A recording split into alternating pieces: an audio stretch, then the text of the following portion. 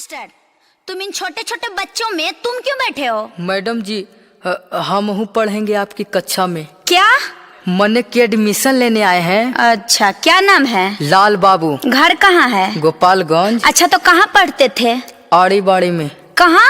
आड़ी बाड़ी में। अच्छा, तो ABCD आता है? जी मैडम जी। चलो सुना। सुनिए।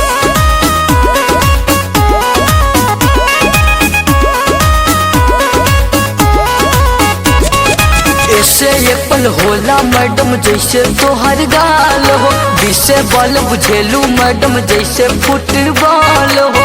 ओए, ये क्या बकवास पढ़ रहे हो? ऐसे एप्पल होला मैडम जैसे तोहर गाल हो, बीसे बॉल बुझेलू मैडम बड़का फुटबॉल हो। शीशे क्यूट लगेलू मैडम करिया करिया साड़ी में। हाय करिया करिया कहनी होता एगो शायरी याद पड़ गई, सुना दी का मैडम? हाँ हाँ, सुना सुना। काली काली साड़ी में कढ़ाई नहीं होती है।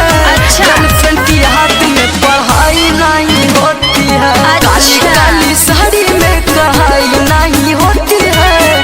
गर्लफ्रेंड की हाथ में पढ़ाई नहीं होती है। अच्छा, माने कि तुमको लव चब का भी जानकारी है, गधा कहीं का।